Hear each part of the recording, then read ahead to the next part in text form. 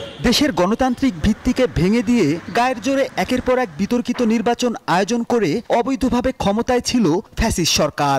কখনো বিনা ভোটের নির্বাচন, কখনো দিনের ভোট রাতে, কিংবা আমি আর ডামির নির্বাচন করে গণতন্ত্রকে পাঠায় নির্বাসনে।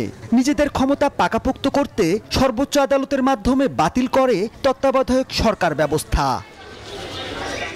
তবে আবারও ফিরতে পারে এই বিধান। বুধবার এ বিষয়ে আপিলের অনুমতি দেন সর্বোচ্চ আদালত। বলেছেন যে পেপার বুক ডিসপেন্স উইথ এবং আগামী 21শে অক্টোবর টপ আইটেম হিসাবে এই আপিলটি শুনানি হবে। প্রধানমন্ত্রী বেগম খালেদা জিয়া সংবিধানের নির্দলীয় তত্ত্বাবধায়ক সরকার ব্যবস্থার যে বিধান রেখেছিলেন বিগত শেখ হাসিনা সরকারের সময় সেটি বাতিল করার কারণে জনগণ এই ভোটাধিকার থেকে বঞ্চিত হয়েছে। বলা হয়েছে এটি নাকি অগণতান্ত্রিক সরকার।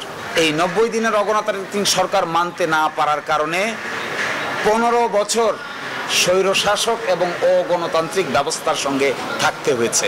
শুনানিকালে প্রধান বিচারপতি বলেন, তত্ত্বাবধায়ক সরকার ব্যবস্থা নিয়ে কার্যকর সমাধান চায় আপিল বিভাগ। প্রশ্ন তোলেন, যদি এখন তত্ত্বাবধায়ক ফিরিয়ে দেয়া হয় তবে এটি কবে থেকে কার্যকর হবে?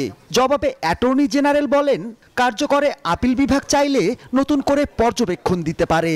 ত্রয়োদশ সংশোধনের যে রায়, এটা একটা অন্তরায়, এটা ক্যান্সারের মতো আছে। এইটা আমাদের আইনের বই থেকে বের হওয়া দরকার। এই রায় বাতিল হওয়া দরকার, এবং যদি বাতিল হয় তাহলে বাংলাদেশের গণতন্ত্র সুসংহত করার ক্ষেত্রে একটি ঐতিহাসিক পদক্ষেপ হবে।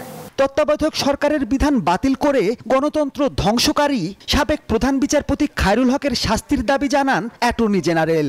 আপিলের অনুমতি দিয়ে শুনানির জন্য আগামী 21 অক্টোবর দিন ধার্য করেছেন আপিল বিভাগ। আমরা বাংলাদেশের মানুষের দীর্ঘস্থায়ী গণতান্ত্রিক পথে নেওয়ার জন্য তত্ত্বাবধায়ক সরকারে ফিরে যেতে চাই।